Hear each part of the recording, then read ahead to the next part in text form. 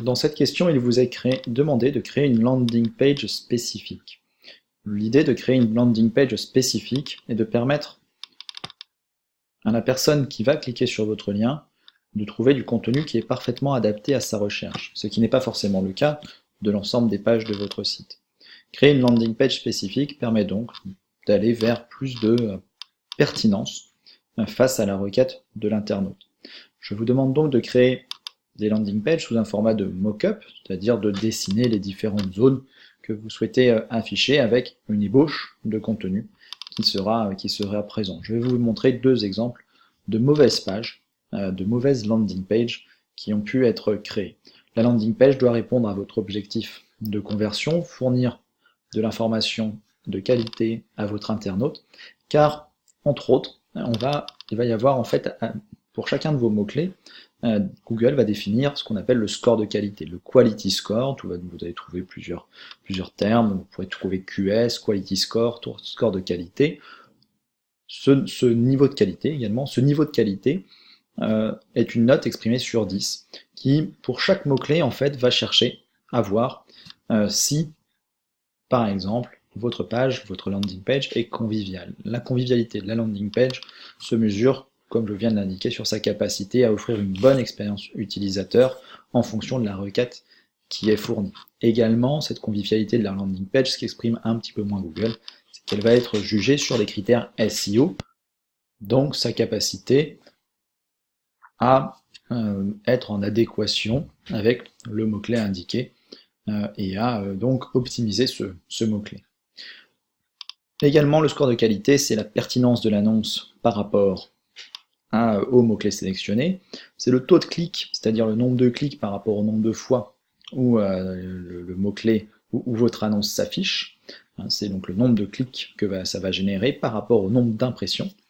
Et puis le score de qualité est aussi en fait quelque chose qui est donné en fonction de l'historique de la campagne et de l'historique du compte. C'est-à-dire que si vous avez été performant par le passé, eh bien vous aurez un meilleur score de qualité également. Cette note sur 10, en fait, à quoi sert-elle ? Eh bien, elle sert à Google de manière en fait à pondérer les enchères.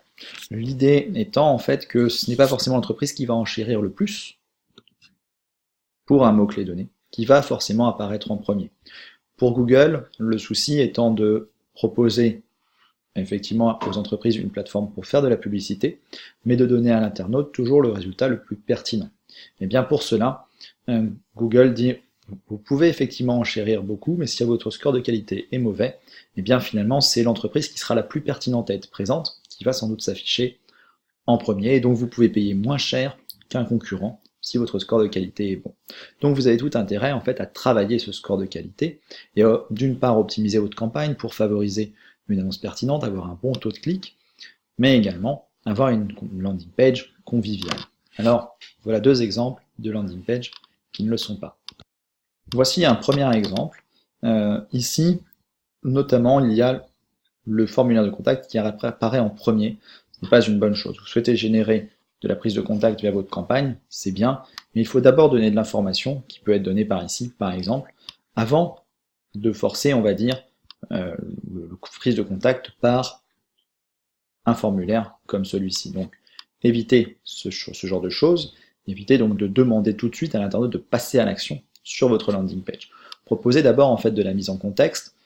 Également ici, ce qu'on voit sur cette page, c'est que là, le menu principal du site a carrément disparu. On a seulement, là aussi, un petit texte d'introduction et le formulaire de contact. Ici, donc, c'est un mauvais score de qualité qui va vous être appliqué puisque l'information arrive après.